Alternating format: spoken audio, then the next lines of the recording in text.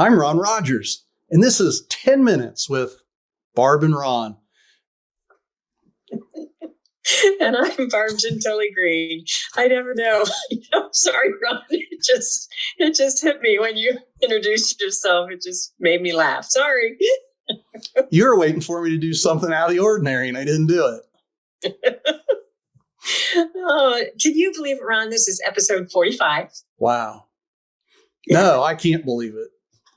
Yeah, just as old as you are. Yeah, right. And you'll be saying that for a lot of these episodes in the future. So you want to hear? Yeah, I want to know what are we going to talk about, Barb? This is your treat tonight. So I'm excited. I can't wait to hear what it is.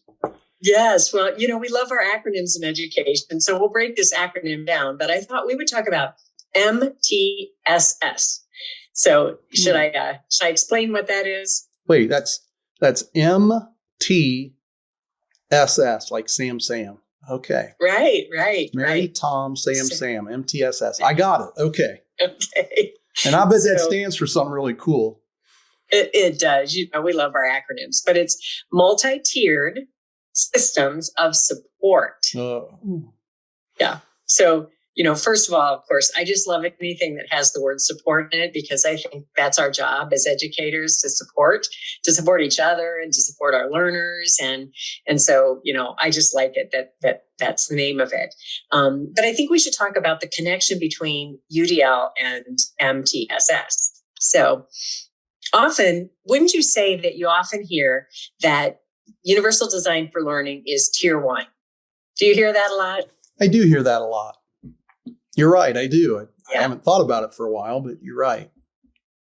And that's very true. Like, Universal Design creates a very strong first teach. We call it Tier 1, the very first teach, so that we're making sure that, as many students as we can meet that goal that we have for that lesson, or to develop that skill that we're trying to teach.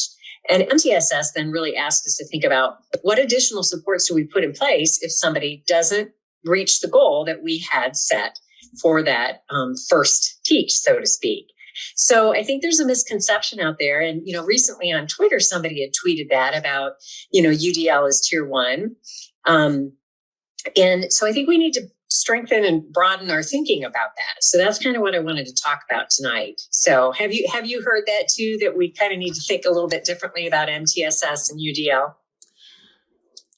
I don't know that people come out and say that to me, but sometimes I do get the feeling that they're really stuck in the Tier 1 with their thinking of UDL. And that's just crazy in a way. So I think it'd be helpful if we kind of remind everybody of some of the core tenets of UDL. And so, one of the very first things that we do, of course, we establish relationships. That's always the first thing. You've taught me that very well.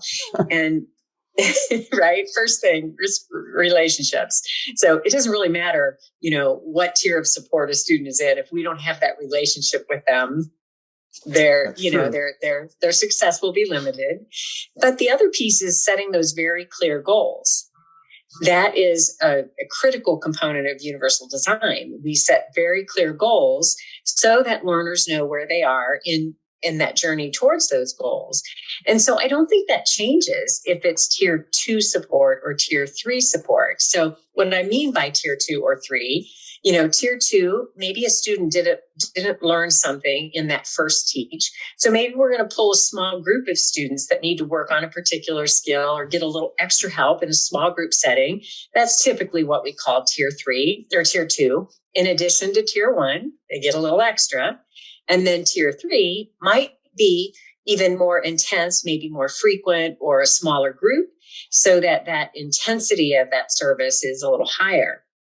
So regardless of the tier, wouldn't you say it would be important to have a goal? Yeah, it's really important to have that goal. So for clarification, though, Barb, just in case there's some parents on here that, that are kind of wondering, Tier 1 is the regular. It's everybody in a classroom and we're teaching something, correct? And it's what you considered the first teach. Is that right? Yes. That's Okay. exactly right. So then, like me, for example, I didn't quite get the concept real well. So I kind of need it a different way, maybe, or something. Would that then be the tier 2? Right. Yes, it would be the tier 2. And often it's the same classroom teacher that would be providing that. So maybe I was the teacher teaching the whole class a certain concept. And then I might then need to pull a small group of my students who I realize maybe need a little extra support in order to learn that goal. So it could be me, and it could also be another support person, perhaps an intervention specialist that has a skill in that area. It could be a title teacher. So it could be the general education teacher. It could be somebody else. Okay. So to get that tier 2, I'm not signing up to be out by myself someplace. Right. No. Okay. No. Now, what happens in tier 3 again then? I mean, let's say I still don't get it. Yeah. So again, we're watching our data. We're checking and making sure that students are learning, and we're doing that over, some time. It's not just, okay, you didn't learn it the first time, you go into tier 2, I taught it again, you didn't get it, you're going to tier 3. It's not that. It's a little bit of a longer process. So we keep checking that understanding. And if we find depends on the skill, but maybe after a few sessions or a few weeks, that service needs to be a little more intense. So that could mean that I'm going to maybe work one-on-one with you, or it could mean that somebody else is going to come in and work with you in addition to me. So maybe we're increasing that intensity of that service, and the frequency more often is happening more often. It could be that you are needing to go to a specialist to kind of get that specialized instruction so that can help you learn that goal. So I think there's a little more variety in tier 3, and often becomes a little more individualized. So Barb, as a parent, I just have, there'll be a parent that might have this question. Can my child go into tier 3 without an IEP? That's a great question, Ron. Absolutely. Absolutely. Because we are looking at the learning goals. And, for example, maybe we have some learning goals in the English language arts class. And that's something that I do really well with. And I'm totally comfortable with that. I learned that the first time out of the gate. And perhaps you need a little more support with that. And so you might need a tier 2 support or a tier 3 support. You are still a general education student. You don't have any label placed on you. You don't have to have an IEP. It's just, that's sort of the shift in thinking with MTSS, is that we provide this support to learners, whoever needs it, whenever they need it. I like that. As a parent, I really like that, because it means my child can still be with their friends. They're not, being pulled to another room. And maybe my guess would be, if it's any child of mine, it would be more of a math service kind of. It wouldn't happen to any of the other ones, but I could see my kids needing, just like me, some tier 3, but then just very quickly then tier 2, tier 1, or drop back down to tier 1. I think it'd just be different areas in the math, depending on the goals. Those goals are really important. They really are. I'm glad you brought up the goals too. This is good conversation. You brought up a great point in that it is to be fluid like that. It's not to be fixed. You're always in tier 2 or you're always in tier 3. It's, again, against that goal. And here's another piece that universal design fits in all those tiers, is that we need to help our learners understand those goals so that they can kind of track their progress. So that if they know I'm coming to this small group to get a little bit better with a particular math formula, for example, that's the goal. They can begin to track themselves on how they're doing on that goal and figure out the ways that help them learn the best. And so they could say to that instructor in tier 2, maybe it's the general ed teacher, maybe it's, a specialist. Here's what really helps me. It really helps me when you give me an example and you draw it out on the board and you write the steps down. That really helps me. Remember, UDL is about expert learners, trying to create these expert learners. So the more we can embed those conversations, regardless of the tier that we're in instruction, we're creating expert learners. So another connection. So to create those expert learners, I hear you saying that as a teacher, because, I've kind of been the student, the parent, now I'm going to bounce to the teacher. So as the teacher, I'm going to have to listen pretty close to these students because they may not quite learn the way I teach. So I'm going to probably have to look at my instruction and make sure that it's pretty flexible.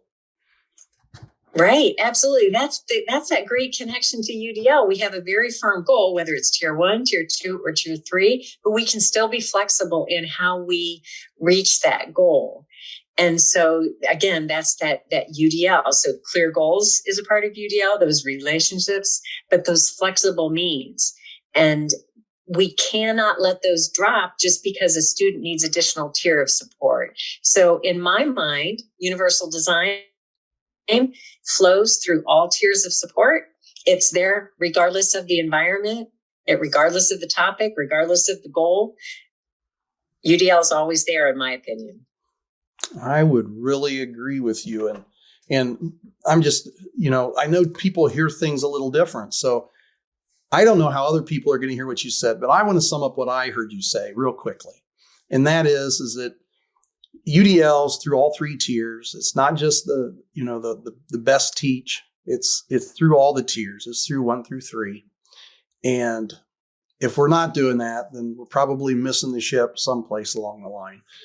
But the big piece that I really appreciate when it comes to the kids is the fact they don't have to be on an IEP to get that tier 2 and tier 3 support.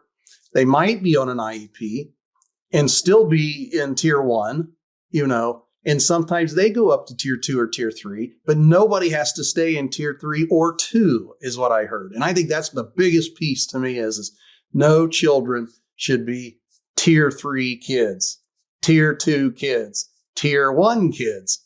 I hear that too much, these kids, those kids. And of course, we've got a book that we really appreciate and love by a great author that you pointed me to. And I think we might just get her on the show sometime, Barb. That'd be great. I'd love that. Yeah, no, you nailed it, Ron. You did a nice job of summarizing kind of the key points I was thinking of. And I love that you brought that final piece in because you know how passionate I am about that, labeling kids, tier 1, tier 2, tier 3, IEP kids. Like, no, they're kids. They need our support. We need to figure it out. Yes. And we need to continue to use UDL regardless of what tier of instruction that we are in. So with that, Barb is out. With that, Ron's out too.